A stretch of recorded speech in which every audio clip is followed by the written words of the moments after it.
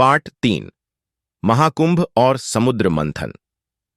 महाकुंभ का ऐतिहासिक और धार्मिक महत्व समुद्र मंथन से जुड़ा हुआ है।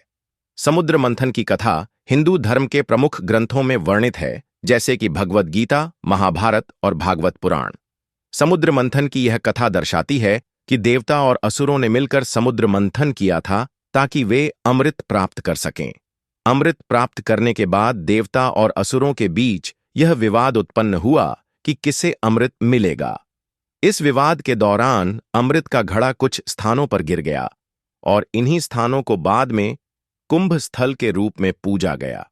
प्रत्येक स्थान पर अमृत की एक बूंद गिरी थी और इन स्थानों को पवित्र माना गया।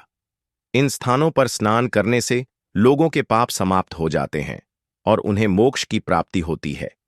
यही कारण है कि महाकुंभ के आयोजन का धार्मिक महत्व बहुत अधिक है।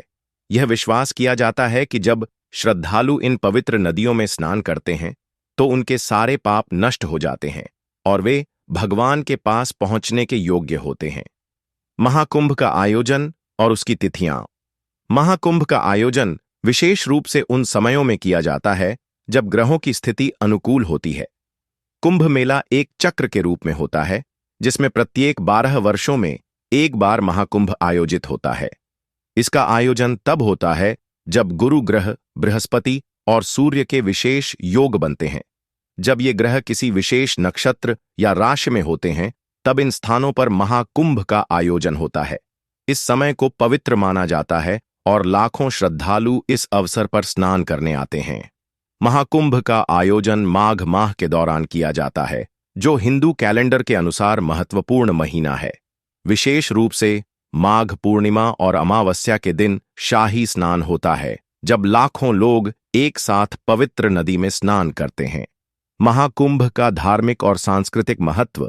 महाकुंभ मेला केवल धार्मिक दृष्टिकोण से ही महत्वपूर्ण नहीं है, बल्कि यह भारतीय समाज की सांस्कृतिक धरोहर का भी एक महत्वपूर्ण हिस्सा है। महाकुंभ के आयोजन में भारत की विविधता, एकता और अखंडता का संदेश मिलता है। यहाँ लाखों लोग विभिन्न संस्कृतियों, भाषाओं और आस्थाओं से आते हैं, लेकिन सभी का उद्देश्य एक होता है: पवित्र स्नान और मोक्ष की प्राप्ति।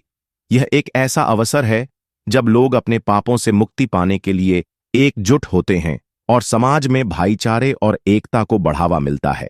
महाकुंभ के दौरान विभिन्न धार्मिक कार्यक्रम जैसे कि भजन, कीर्तन, प्रवचन और यज्ञ आदि का आयोजन होता है। इसके साथ ही अखाड़ों के साधु संत भी अपनी उपस्थिति दर्ज कराते हैं, जो इस आयोजन को और भी धार्मिक और सांस्कृतिक रूप से समृद्ध बनाते हैं। महाकुंभ का यह धार्मिक उत्सव न केवल भारत बल्कि पूरी दुनिया में भारतीय संस्कृति और परंपरा को उजागर करता है। कृपया हमारे चैनल को लाइक और सब्सक्राइब